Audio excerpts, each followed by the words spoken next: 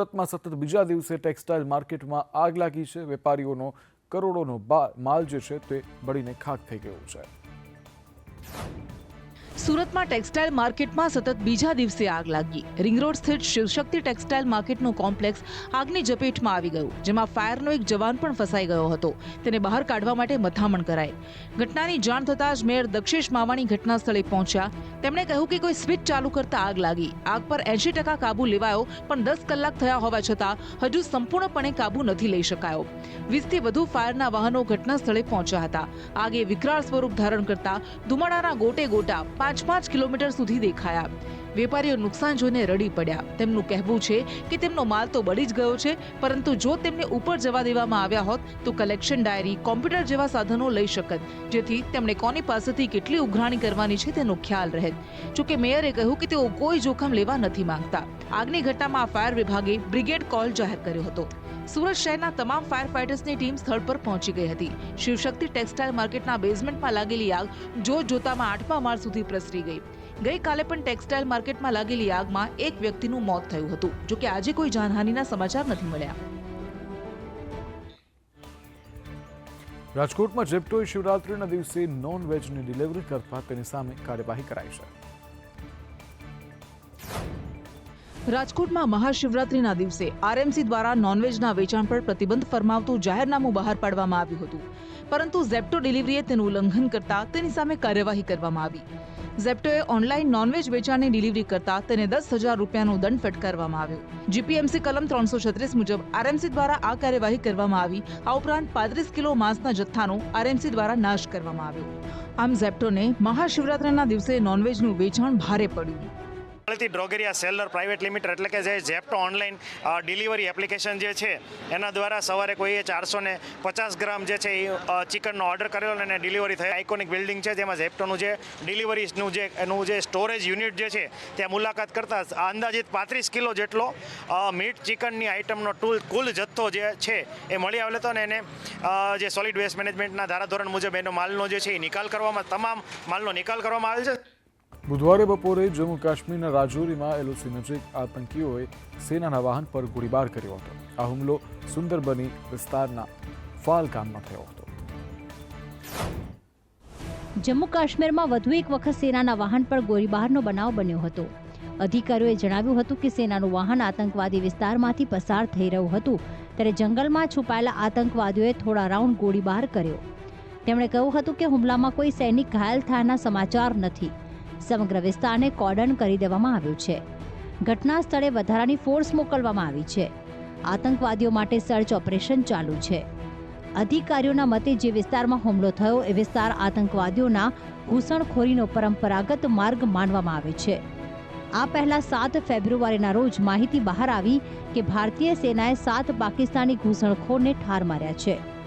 આ ઘટના 4 ફેબ્રુઆરીની રાત્રે પૂંછ જિલ્લાના કૃષ્ણા ઘાટી પાસે બની હતી, જ્યારે પાકિસ્તાન દ્વારા એલઓસી નજીક ભારતીય ક્ષેત્રમાં ઘૂસણખોરીનો પ્રયાસ કરવામાં આવ્યો હતો।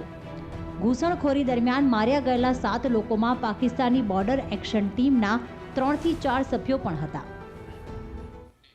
614 વર્ષ બાદ અમદાવાદના સ્થાપના દિવસે નગરદેવીની નગરયાત્રા નીકળી। આજે મહાશિવરાત્રી અને અમદાવાદના જન્મદિવસનો અદ્ભુત સંયોગ છે, ત્યારે આજે 614 વર્ષ બાદ નગરદેવી ભદ્રકાળીની અમદાવાદમાં નગરયાત્રા નીકળી।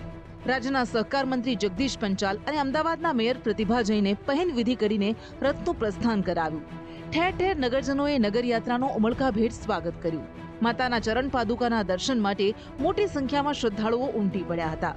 જગન્નાથ મંદિરમાં ભદ્રકાળી નગરયાત્રાનું સ્વાગત કરાયું, જ્યાં મંદિરના મહંતે નગરદેવી ભદ્રકાળીની પૂજા કરી, તો માણેક ચોક ખાતે માણેક બાબાની સમાધિ પર વંશજોએ યાત્રાનું સ્વાગત કર્યું। 6.5 કિલોમીટરના વિસ્તારમાં ફરેલી નગરયાત્રામાં મોટી સંખ્યામાં નગરજનો જોડાયા હતા। લોકોમાં અનોખો ઉત્સાહ અને ઉમંગ જોવા મળ્યો। ભજન મંડળીઓ, શરણાઈ, ધજા, ખુલ્લી જીપ અને વાહનો સાથે વાજતે ગાજતે આ યાત્રા નીકળી હતી। અનેક અખાડા પણ તેમાં જોડાયા હતા। નગરયાત્રામાં રંગબેરંગી ફુગ્ગા પણ ઉડાડવામાં આવ્યા। મંદિરે 5000 ભક્તો માટે ફરાળી અને અન્ય પ્રસાદ પણ પીરસવામાં આવ્યો। કોટ વિસ્તારમાં ફરી માતાજીનો રથ નિજ મંદિરે પરત ફર્યો। આજે મહાશિવરાત્રી છે અને મહાકુંભનો અંતિમ દિવસ છે। ત્યારે કરોડો લોકો અંતિમ સ્નાન કરવા માટે મહાકુંભ પહોંચ્યા છે.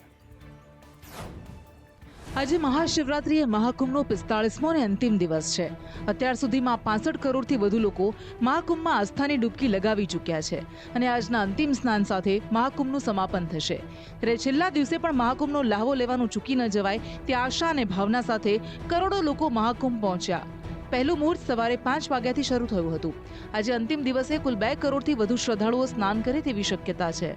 મહાકુંભના અંતિમ દિવસે ભારતીય વાયુસેનાએ પણ કુંભ ક્ષેત્ર પર એર શો કરીને આયોજનને સલામી આપી. કોઈ અનિચ્છનીય ઘટના ન બને તે માટે 47,000 સુરક્ષા કર્મીઓ સ્નાન પર્વ સુવ્યવસ્થિત પૂર્ણ કરવા તૈનાત કરાયા છે. 47 ઘાટો પર ડૂબકી માટે સુગમ વ્યવસ્થા કરાઈ છે. 2750 હાઈટેક કેમેરાથી સમગ્ર ગતિવિધિઓ પર નજર રખાઈ રહી છે. રેલવે દ્વારા 350થી વધુ સ્પેશિયલ ટ્રેન મૂકવામાં આવી.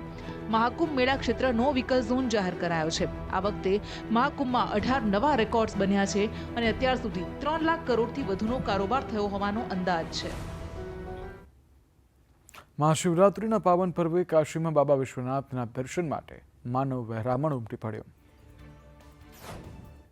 મહાશિવરાત્રીના પાવન અવસરે શિવાલયો હર હર ભોલે હર હર મહાદેવના નાદથી ગુંજી ઉઠ્યા છે.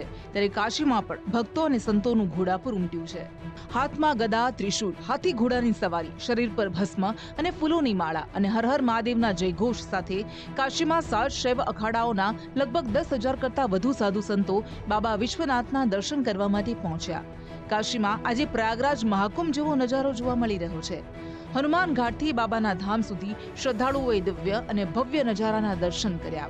આ પહેલી વખત છે જ્યારે નાગા સાધુઓએ કાશી વિશ્વનાથ ધામમાં જ્ઞાનવાપી માર્ગથી પ્રવેશ કર્યો.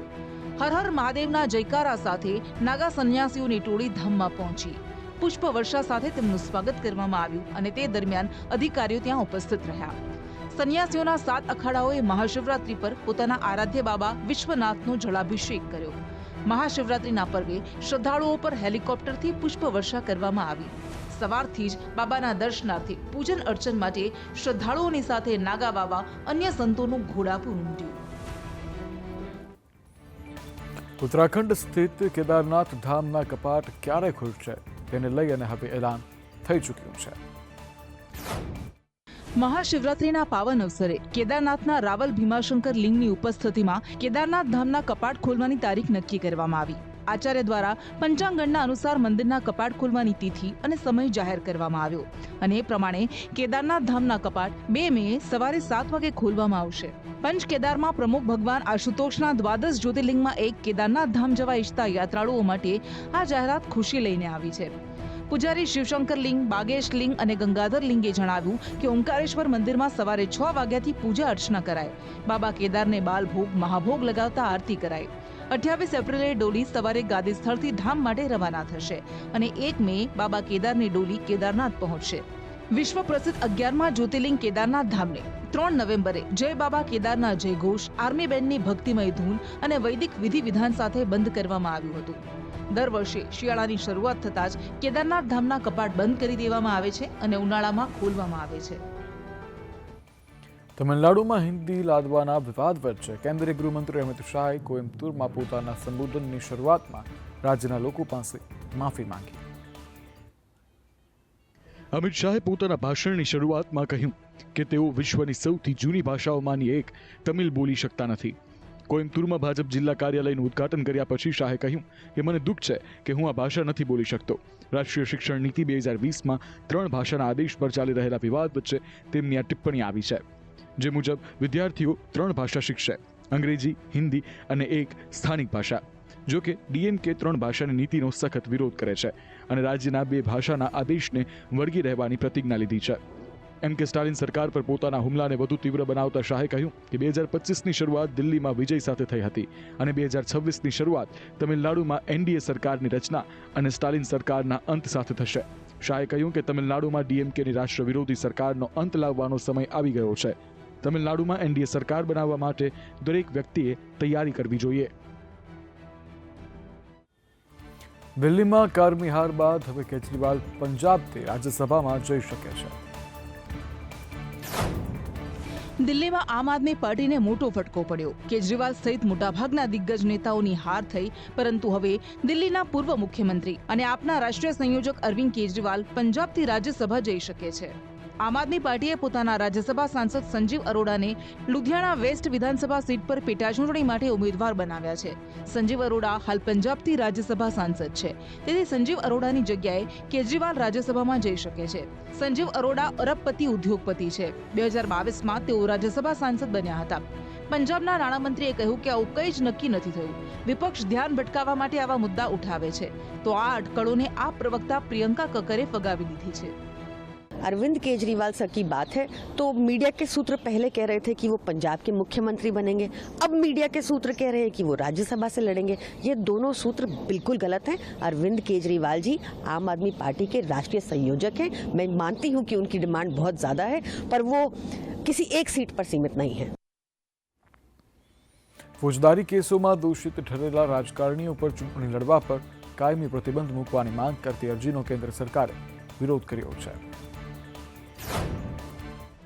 કેન્દ્ર સરકારે પોતાના સોગંદનામામાં કહ્યું છે કે સાંસદોની ગેરલાયકતા અંગે નિર્ણય લેવાનો અધિકાર સંપૂર્ણપણે સંસદ પાસે છે અને તે ન્યાયિક સમીક્ષાની બહાર છે.